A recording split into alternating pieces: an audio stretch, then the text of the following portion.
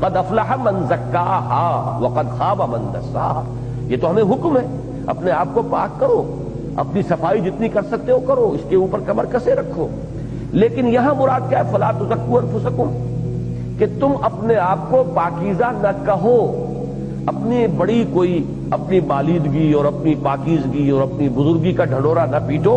هو اعلم بمن اتقى، اللہ خوب جانتا ہے اس کو کہ جو واقعتاً متقی ہے. یعنی ایک ہے کسی کا واقعتاً متقی ہونا، ایک ہے تقوی کا لبادہ اوڑھنا، ایک ہے واقعتاً کسی کی شخصیت میں خدا ترسی کا رچ بس جانا، ایک ہے کسی کا اپنی دینداری اور زہد کا اشتہار دینا، اس کا ڈنڈورا پیٹنا. تو جس چیز کی مذمت کی جا رہی ہے وہ نہیں ہے دوسری چیز، بلکہ یہ کہ اپنی اتنی نہ بڑھا پاکی داماں کی حکایت. میں نے جیسا کہ عرض کیا کہ بہت قریب آتا ہے یہ مصرع اس آیت کے اس مفہوم کے. اتنی نہ بڑھا پاکی داماں کی حکایت، دامن کو ذرا دیکھ، ذرا بند قبا دیکھ. انسان کو چاہیے کہ وہ ہر وقت اپنے جو تقصیرات ہیں ان پر نگاہ رکھے، اپنی کوتاہیوں پر نگاہ کو جمائے رکھے. جو کچھ اللہ نے توفیق دی ہے اس پر اللہ کا شکر ادا کرتا رہے انسان، لیکن یہ کہ ہر وقت اپنی توجہ کو مرتکز رکھے اپنی کوتاہی پر جو فی الحال ہے، تاکہ غرور پیدا نہ ہو، تکبر پیدا نہ ہو، عجب پیدا نہ ہو. یہ ہے اصل میں اس آیہ مبارکہ کا جو اصل یعنی ہمارے لیے رہنمائی والا پہلو ہے. فلا تزکوا انفسکم هو اعلم بمن اتقى. اس میں ایک بڑا لطیف اشارہ ہے. اگر کوئی حقیقتاً متقی ہے تو اللہ کی نگاہ سے چھپا ہوا نہیں ہے، وہ کبھی اپنے تقوی کا اشتہار نہیں دے گا. یہاں بھی پھر میں عرض کر دوں کہ اس کا یہ مطلب نہ لے لیا جائے کہ جو نیکی کے کام علن اعلان کرنے کے ہیں دین میں ان کو بھی انسان نہ کرے. دیکھیں نا، چونکہ آپ کے علم میں ہوگا کہ ہمارے یہاں صوفیہ کا ایک فرقہ ملامتیہ مشہور ہے.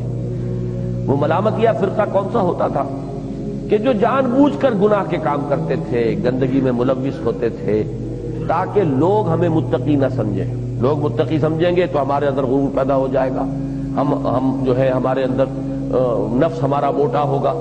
تو برعکس کام کرو، برائی کے کام کرو تاکہ لوگ تمہیں ملامت کریں. تو یہ بہتر ہے اس سے کہ تم نیکی کے کام کرو اور لوگ تمہاری تعریف کریں. اس میں زیادہ خطرہ ہے، اس میں خطرہ کوئی نہیں ہے.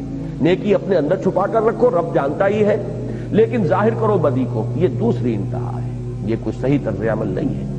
اسی کے آپ مظہر دیکھتے صاحب آپ داڑھی کیوں نہیں رکھتے؟ ارے کیا داڑھی رکھیں، ہمارا تو کردار ایسا ہے، ہم داڑھی کو بدنام کریں گے. غلط بات ہے. پھر آپ نماز بھی مت پڑھیے کہ نماز کو بدنام کریں گے آپ. پھر آپ حج بھی نہ کیجیے کہ حج کو بدنام کریں گے آپ. اور واقعتاً بہت سے لوگ اسی نہج کے اوپر سوچتے ہیں کہ اب جب تک ہماری یہ صورت نہیں ہے، کردار ابھی اس معیار کا نہیں ہے، اس وقت اگر ہم یہ کریں گے تو خواہ جو ہے وہ لوگوں میں چرچا ہوگا گویا کہ ہم اپنی نیکی کا اشتہار دے رہے ہیں.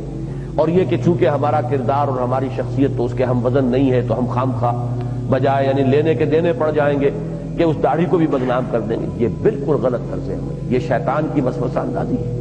جو کام اعلانیہ کرنا دین میں بتایا گیا وہ اعلانیہ ہی کرنا ہوگا.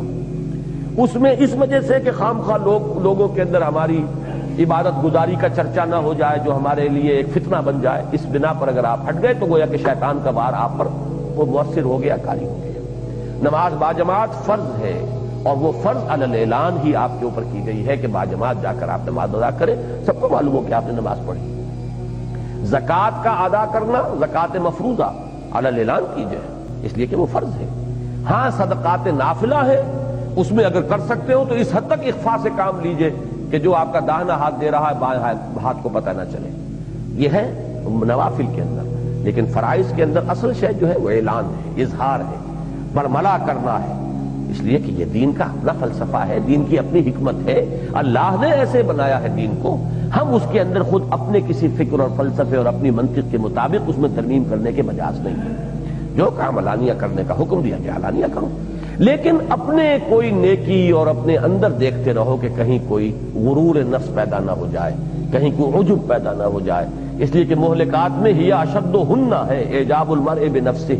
اگر آپ کے اندر ذرا بھی یہ خیال ہو جائے کہ میں تو بڑا نیک ہوں اور بڑا متقی ہوں تو کیا دھرا ختم ہو جائے گا، بالکل ضائع ہو جائے گا.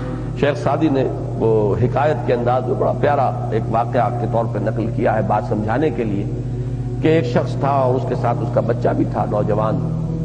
تو وہ رات کو دونوں باپ بیٹا جو ہے نوافل ادا کر رہے تھے. کچھ لوگ سو رہے تھے تو بیٹے نے ایسے ہی کہا کہ ابا جان مجھے بڑا احساس ہو رہا ہے کہ یہ لوگ کتنے محروم ہیں، یہ اس وقت پاؤں پھیلائے سو رہے ہیں، اللہ نے ہم پر کتنا کرم فرمایا۔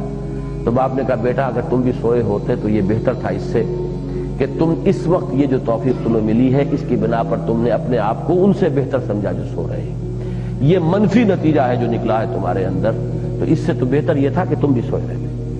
تو یہ چیز کہ نیکی کا اس طرح کا کوئی احساس پیدا ہو جائے، کوئی عجب، کوئی دوسروں سے اپنی برتری کا احساس، تو پھر یہ ہے کہ وہ نیکی برباد گناہ لازم، اس عبادت کا اور اس تقویٰ کا اور اس زہد کا اور اس تزکیے کا فائدہ کچھ نہیں ہوگا، نقصان ہو جائے گا۔ فلا تزکوا انفسکم هو اعلم بمن اتقى، وہ خوب جانتا ہے جو واقعتاً متقی ہے، اس کی نگاہوں سے مخفی نہیں ہے، وہ اللہ جانتا ہے، وہ تمہارے دلوں کو دیکھتا ہے، تمہارے دلوں کی حالت اس کے سامنے ہے۔ ہر وقت انسان جو ہے اس پہلو سے چوکس رہے۔